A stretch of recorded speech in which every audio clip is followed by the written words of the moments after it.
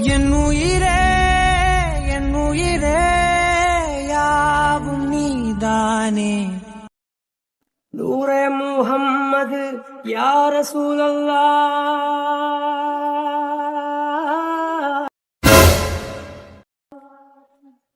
நூரே முஹம்மது யா ரசூலல்லாஹ், யா ஹபீபல்லாஹ் யா ரசூலல்லாஹ், ஓ யா ரசூலல்லாஹ், ஓ நூரே முஹம்மது யா ஹபீபல்லாஹ் ரசூலல்லாஹ், ஹபீபல்லாஹ் ரசூலல்லாஹ், ஹபீபல்லாஹ் ரசூலல்லாஹ். அப்படின்னா சாருக்கும் எனக்கும் ஏற்கனவே கல்யாணம் ஆயிடுச்சா? இப்ப என் மனசுல தோன்ற விஷயம் எல்லாமே உண்மையா நடந்ததா? எனக்கு ஒண்ணுமே புரியலையே, ஒரே குழப்பமா இருக்கு. ஆமா, எனக்கு எல்லாமே ஞாபகத்துக்கு வருது. எனக்கும் ஷமீருக்கும் கல்யாணம் ஆச்சு. அதுக்கப்புறம் அப்புறம் அப்புறம் ஒரு ஆக்சிடென்ட் ஆச்சு. அதுக்கப்புறம் என்ன நடந்துச்சு? ஒருவேளை நான் எல்லாத்தையும் மறந்துட்டேனா? பழசையெல்லாம் மறந்துதான் ராகேஷை கல்யாணம் பண்றதுக்கு சம்மதிச்சனா? ஷமீர், அப்படின்னா என்னால எதனால உங்களை வெறுக்க முடியல, எதனால உங்களை விட்டு விலக முடியலன்னு எனக்கு இப்பதான் புரியுது. எல்லாத்தையும் நான் மறந்திருந்தாலும் என் மனசு உங்களை என்னைக்குமே மறக்கலங்க. அதனாலதான் நீங்க என்கிட்ட நெருங்கும் போதெல்லாம் என்ன அறியாமையே நான் உங்களை விரும்ப ஆரம்பிச்சேன். எல்லாத்தையும் மறந்து இப்ப நான் தான் உங்க பொண்டாட்டின்னு தெரியும் போது எனக்கே இவ்வளவு கஷ்டமா இருக்குன்னா, அப்போ எல்லாமே ஞாபகத்துல இருந்து என்ன பார்க்கும்போது எல்லாத்தையும் மறந்த எனக்கு எல்லாத்தையும் ஞாபகப்படுத்தணும்னு நீங்க எவ்வளவு கஷ்டப்பட்டிருப்பீங்க. எனக்கு இப்ப எல்லாமே ஞாபகத்துக்கு வந்துருச்சு ஷமீர். போதும், இவ்வளவு நாள் என்ன பிரிஞ்சு நீங்க பட்ட கஷ்டம் எல்லாம் போதும். இதுக்கப்புறம் ஒரு நிமிஷம் கூட நீங்க கஷ்டப்படக்கூடாது. எல்லாத்தையும் நான் மறந்து உங்களை விட்டு போனதுக்கு அப்புறம் கூட இத்தனை வருஷம் எனக்காக காத்துக்கிட்டு இருந்திருக்கீங்க. இந்த காதலுக்காக நான் என்னங்க செய்ய போறேன்? இவ்வளோ நாள் நான் உங்களை கஷ்டப்படுத்தினதெல்லாம் போதும். இதுக்கப்புறம் அதுக்கெல்லாம் சேர்த்து உங்களோட சந்தோஷமா வாழணுங்க. இவ்வளோ நாள் நீங்க எதுக்காக காத்துக்கிட்டு இருந்தீங்களோ அந்த விஷயம் இப்ப நடக்க போகுது ஷமீர். உங்க ஐஷு உங்ககிட்ட வர போறேன். உங்க ஐஷு உங்ககிட்ட வர போறேன்.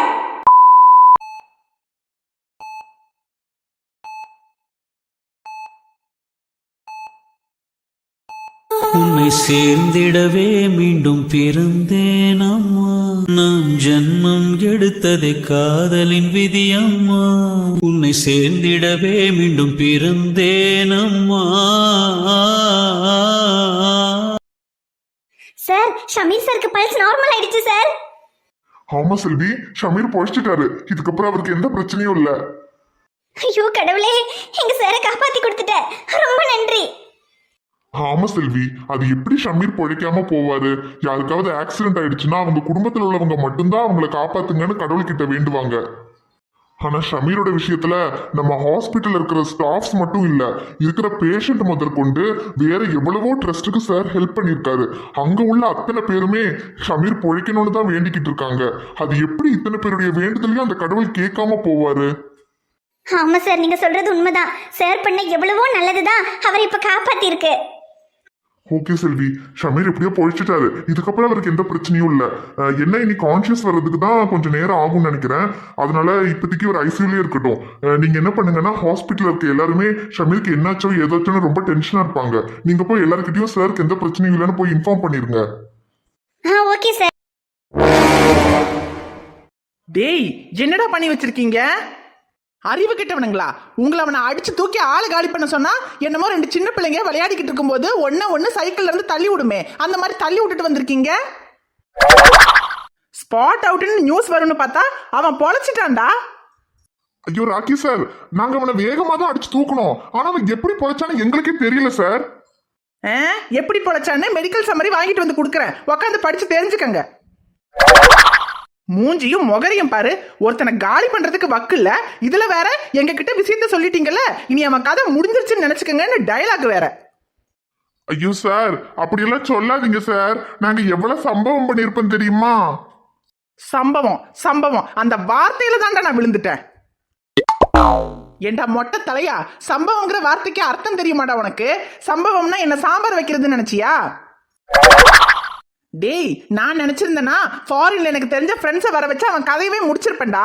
சரி, இந்த சின்ன விஷயத்துக்காக எதுக்கு அவ்வளோ தூரத்துல இருந்து ஆளை கொண்டு வரணும்? இந்த ஊர்லயே யாராவது நல்லா இந்த மாதிரி பண்ற ஆளுங்க இருப்பாங்கன்னு நினைச்சுதான்டா உங்ககிட்ட வந்தேன். கடைசியில நீங்க ஒரு காமெடி பீஸுங்கிறத நிரூபிச்சிட்டீங்களேடா. சார் அப்படியெல்லாம் சொல்லாதீங்க சார். நாங்க எத்தனை பேரை அடிச்சு காலி பண்ணிருப்போம் தெரியுமா? இப்ப என்ன சார் உங்களுக்கு?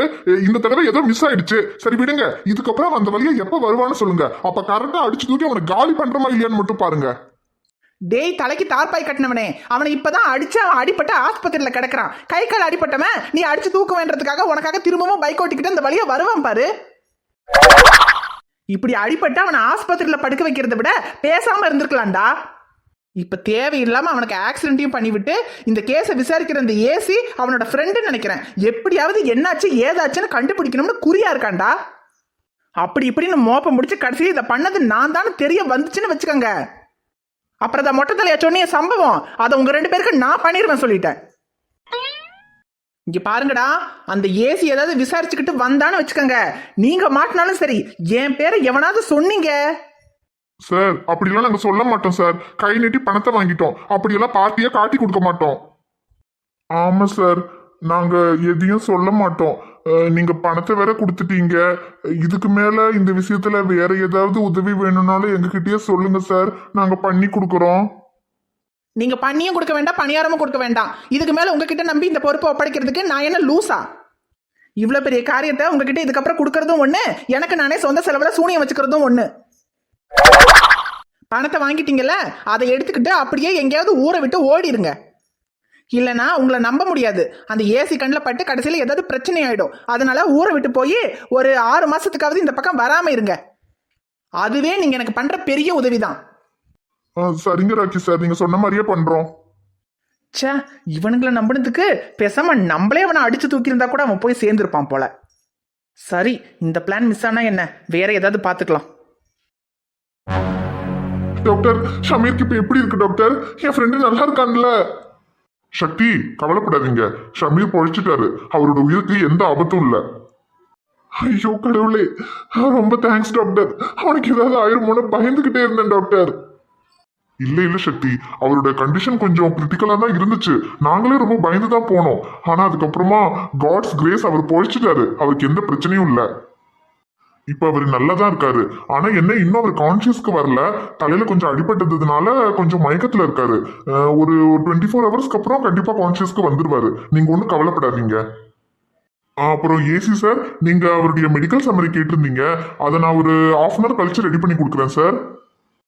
பரவாயில்ல சார், ஒன்றும் அவசரம் இல்லை. பொறுமையாக ரெடி பண்ணி கொடுத்தா போதும். இது ஒரு ஆக்சிடென்ட் கேஸுங்கிறதுனால கொஞ்சம் இன்வெஸ்டிகேஷன் பண்ணுறதுக்கெல்லாம் தேவைப்படுது. அதனால தான் நீங்கள் பொறுமையாக பண்ணுங்க, ஒன்றும் பிரச்சனை இல்லை சார். சார், நான் ஷமீரை போய் பார்க்கலாமா சார்?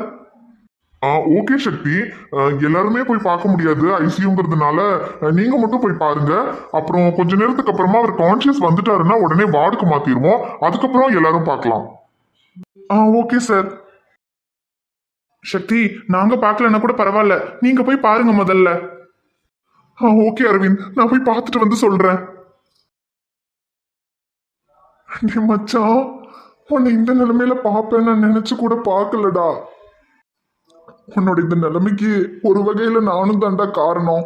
உன்னை என்னைக்குமே நான் தனியா விட்டது இல்லடா. ஆனா ஒரே ஒரு நாள் நான் உன்னை பார்க்க வராம இருந்துட்டேன். அந்த ஒரு நாள்ல இப்படி ஆகும்னு எனக்கு தெரியாம போச்சுடா. என்னை மன்னிச்சிருடா.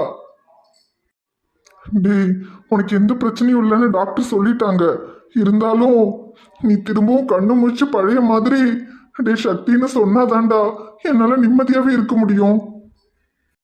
ஆனா ஒண்ணுடா மச்சான், உனக்கு மட்டும் ஏதாவது ஆயிருந்துச்சுன்னு வச்சுக்க, அதுக்கப்புறம் இந்த சக்தி இல்லடா. இந்த உலகத்துக்கே தெரியும் இந்த ஷமீர் இல்லாம இந்த சக்தி இல்லைன்னு. திரும்பவும் நீ பழைய மாதிரி எந்திரிச்சு வரணும்டா மச்சான். நீ வரலனாலும் உன்னை நான் பழைய மாதிரி எந்திரிச்சு வர வைப்பேன்டா. நீ கண்ணை முழிச்சுட்டா மட்டும் போதும்டா. அதுக்கப்புறம் உன்னை நான் பழைய மாதிரி ஆக்கிடுவேன்னு எனக்கு நம்பிக்கை இருக்குடா.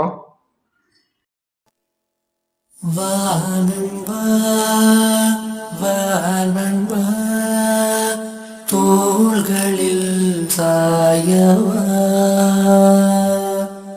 வாழ்ந்திடும் நாளெல்லாம் நான் உன்னை தாங்கவா.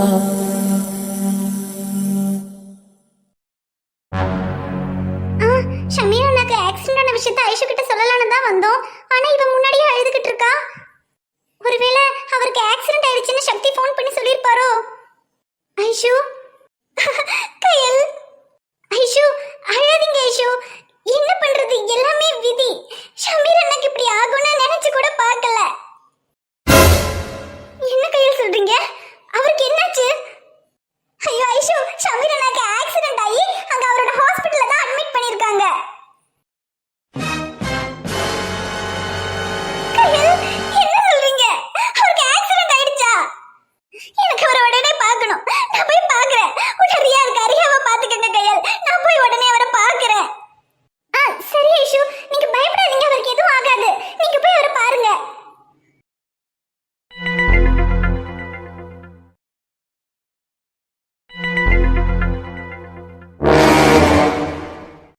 டே டாக்டரு, ஆனாலும் உனக்கு ஆயுசு கெட்டிடா. ஆனா அதுக்குன்னு ரொம்ப சந்தோஷப்பட்டுக்காத. இந்த ஆயுசை வச்சுட்டு ஒரு பிரயோஜனமும் இல்லை. நீ ஐஷுவோட சேரவே முடியாது. டேய், உன்னை மொத்தமா அடிச்சு காலி பண்ணிட்டு ஐசுவை கல்யாணம் பண்ணிக்கலான்னு தான் நினைச்சேன். ஆனா இப்பதான் தோணுது, நீ சாகாதது கூட ஒரு வகையில நல்லது தான்டா. ஏன்னா நீ என்னை அடிச்சதுக்கு நான் உன்னை பழி வாங்கணும்னு நினைச்சேன். ஆனா எதுக்கு சாகுறோம்னே தெரியாம நீ சாகக்கூடாதுல்ல. அப்புறம் தாண்டா புரிஞ்சுது, உனக்கு நான் கொடுக்குற பெரிய தண்டனை எது தெரியுமா? சாவு கிடையாது. நான் ஐஷு கழுத்துல தாலி கட்டுறத நீ பார்க்கணும். நீ தொட்டு தாலி கட்டினா உன் பொண்டாட்டி கழுத்துல நான் தாலி கட்டுறத பார்த்து நீ சாகணும். அதுதான்டா நான் உனக்கு கொடுக்குற பெரிய தண்டனை. ஆனா அதுக்காக அதோட உன்னை விட்டுருவேன்னு மட்டும் நினைக்காத. இப்ப நான் போட்ட ஸ்கெட்ச்ல இருந்து வேணும்னா நீ தப்பிச்சிருந்திருக்கலாம். ஆனா ஒண்ணுடா, ஐஷுக்கு மட்டும் ஏதாவது ஒரு விஷயம் ஞாபகத்துக்கு வந்து உன் கூட சேர்ற மாதிரி ஏதாவது நடந்துச்சுன்னு வச்சுக்கேன், அன்னைக்கு தாண்டா உனக்கு கடைசி நாள்.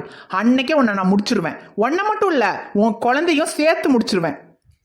ஏன்னா ஐஷுவோட நான் சேர்றதுக்கு ஒரு எறும்பு கூட தடையா இருக்கக்கூடாதுடா. டே டாக்டரு, இவ்வளோ நாள் நீ வேண்டிக்கிட்டு இருந்திருப்ப ஐஷுக்கு எல்லாமே ஞாபகத்துக்கு வந்துடணும், உன்னோட வந்து சேர்ந்துடணும்னு. ஆனா இதுக்கப்புறம் உன் குழந்தை உயிரோட இருக்கணுங்கிறதுக்காகவாவது ஐஷுக்கு எதுவுமே ஞாபகத்துக்கு வந்துடக்கூடாதுன்னு வேண்டிக்க.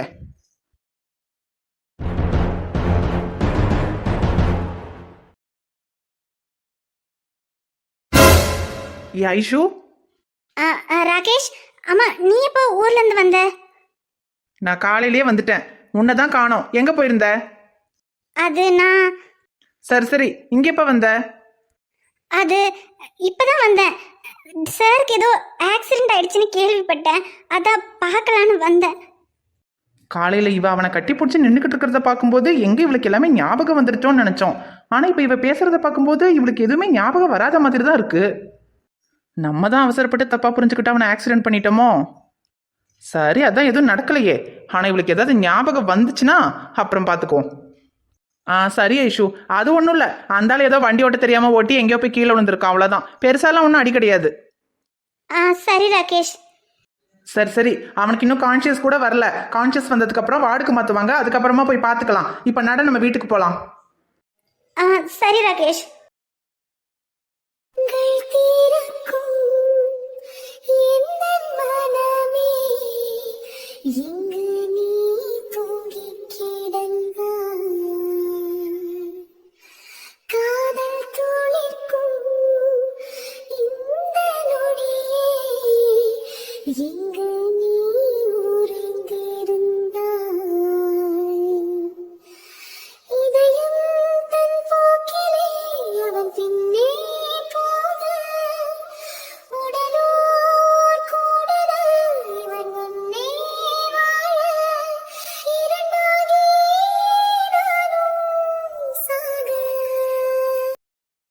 ஹாய் ஃப்ரெண்ட்ஸ், எல்லாரும் எப்படி இருக்கீங்க? இந்த 2 நாள் கதை கொஞ்சம் சேடாக போயிருக்கும், அதுக்கு மன்னிச்சுக்கங்க. அதுக்கு காரணம் நீங்கள் தான். ஐஷுக்கு எல்லாத்தையும் ஞாபகத்துக்கு வரவைங்கன்னு நீங்கள் தான் கேட்டுகிட்டே இருந்தீங்க. ஐஷுக்கு ஞாபகத்துக்கு வர வைக்கணும்னா இப்படி தானே எதையாவது பண்ணி ஆகணும். அதனால் கதை கொஞ்சம் சேடாக போயிருந்திருக்கும். ஆமாம் ஃப்ரெண்ட்ஸ், அப்பவும் இடையில ஏதோ காமெடியெல்லாம் வந்திருக்கும். இருந்தாலும் நம்ம அளவுக்கு வருமா? என்ன செய்ய, இவன் தான் ஐசுவுக்கு ஞாபகத்துக்கு வர வைக்கணுங்கிற பேர்ல என்னென்னத்தையோ ஸ்கிரிப்ட் எழுதி நம்ம கேரக்டருக்கே சம்மந்தம் இல்லாத சீனெல்லாம் கொடுத்துக்கிட்டு இருக்கான். ஏதோ இப்பதான் நம்ம பண்ற காமெடியில நமக்கு கொஞ்சம் ஃபேன்ஸ் கிடைச்சிருக்காங்க, அதையும் அழுகாட்சி சீனை கொடுத்து வந்தவங்களையும் ஓட வச்சிருவான் போல. அழுகாட்சி சீனெல்லாம் முடிஞ்சு போச்சு. இதுக்கப்புறம் திரும்பவும் சக்தி ஷமீரோட காமெடி வரும், மறக்காம பாருங்க. ஆனா ஐஷுக்கு இப்ப எல்லாத்தையும் ஞாபகத்துக்கு வர வைக்கிற ஐடியாவே இல்லை. நீங்க எல்லாரும் கேட்டுக்கிட்டே இருந்ததுனாலதான் அதுலயும் சிலரெல்லாம் வந்து கதையை ஐஷுக்கு ஞாபகத்துக்கு வர வைக்கிறதுக்கே ரொம்ப இழுக்கிறீங்கன்னு சொன்னதுனால மட்டும்தான் இப்பவே வந்து ஐஷுக்கு எல்லாத்தையும் ஞாபகத்துக்கு வர வச்சிட்டோம். ஆனா என்ன, சிலர்லாம் கதையை வருஷக்கணக்கா இழுத்துக்கிட்டு இருக்காங்க. நாங்க ஏதோ ஒரு 40 எபிசோடு தான் வந்திருக்கோம், அதுக்குள்ளேயே கதையை இழுக்கிறீங்கன்னு சொல்லிட்டீங்க. அதுதான் கொஞ்சம் கஷ்டமா இருக்கு. உனக்கு என்னடா கஷ்டம்? உன் கூட இருக்கிற பாவத்துக்கு எனக்கு தானடா கஷ்டம். எங்க அந்த பிள்ளைக்கு ஞாபகத்துக்கு வர்றதுக்கு முன்னாடியே ரொமான்ஸ் பண்றேன்ற பேர்ல நம்மள சாவடிப்பான். இதுல வேற அந்த பிள்ளைக்கு ஞாபகத்துக்கு வந்துருச்சு. இதுக்கப்புறம் என்ன பண்ண காத்திருக்கானோ, நம்ம என்னெல்லாம் பார்க்க வேண்டி இருக்கோ. ஆனா ஞாபகத்துக்கு வர வச்சதே வர வச்சான். அந்த பிள்ளை கூட ஒண்ணு சேர்ற மாதிரி கதை எழுதியிருந்தானா கதையே முடிஞ்சிட்டு இருக்கும், நானாவது நிம்மதியா இருந்திருப்பேன். ஆனா இப்போ வேற எதையோ ட்விஸ்ட் கொண்டு வரங்கிற பேர்ல என்னத்தையோ பண்ணி வைக்க போறான். இதுக்கப்புறம் திரும்ப இதுங்களை ஒண்ணு சேர்த்துறதுக்கு என்னெல்லாம் பாடுபடணுமோ தெரியலையே. டேய், என்னதான் பொண்டாட்டியாவே இருந்தாலும் பக்கத்துல உட்காந்து கட்டி பிடிக்கிறத விட தள்ளி நின்று சைட் எடுக்கிறதுல இருக்கிற சுகமே வேறடா. நீ பேசுவடா. ஏன்னா பழைய சோறு தின்னவனுக்கு தான் பால் சோறு பஞ்சாமிரதம் மாதிரி இருக்கும், ஆனா பிரியாணி தின்னவனுக்கு புளியோதரை கூட புளிப்பாதான் இருக்குமா. டேய், புளியோதரை புளிப்பா தானடா இருக்கும், இது என்னடா பழமொழி? அடே, பழமொழி சொன்னா அனுபவிக்கணும்டா, ஆராயக்கூடாது. பாத்தீங்களா ஃப்ரெண்ட்ஸ், ஒரு நண்பனுக்கு அடிபட்டு இருக்கு, அந்த கவலை கொஞ்சமாவது இவன் முகத்துல தெரியுதான்னு பாருங்க. டேய், என்னடா இப்படி சொல்லிட்ட? உனக்கு அடிபட்டுருச்சு, நான் எவ்வளவு அழுதுன்னு தெரியுமாடா? உனக்கு என்ன, நீ பாட்டுக்குள்ள கண்ணை மூடி படுத்து கிடந்த, நான் எவ்வளவு அழுதுன்னு இவங்கிட்ட கேட்டு பாடுறா. டேய் நடிக்காதடா. டேய், அடிச்சு சாவடிச்சு நான் சொல்லிட்டேன். அடிப்பட்டாலும் அடங்குறானான்னு பாருங்க. டேய் போதுண்டா, இதுக்கு மேல பேசினா அவங்களே நம்மள சாவடிச்சிருவாங்க. கிளம்புவோமா? ஓகே ஃப்ரெண்ட்ஸ், நாளையில இருந்து சக்தி சமீரோட காமெடி வரும், மறக்காம பாருங்க. இந்த வீடியோ உங்களுக்கு பிடிச்சிருந்தா மறக்காம வீடியோவுக்கு ஒரு லைக் போடுங்க. வீடியோவை உங்க ஃப்ரெண்ட்ஸுக்கும் ஃபேமிலிக்கும் ஷேர் பண்ணுங்க. வீடியோக்கு மறக்காம கமெண்ட் பண்ணுங்க. சேனல் சப்ஸ்கிரைப் பண்ணலைன்னா மறக்காம சப்ஸ்கிரைப் பண்ணிக்கங்க. நாங்க 2 பேரும் உங்களை சிரிக்க வைக்கிறதுக்கு நாளைக்கு வரோம். Bye friends.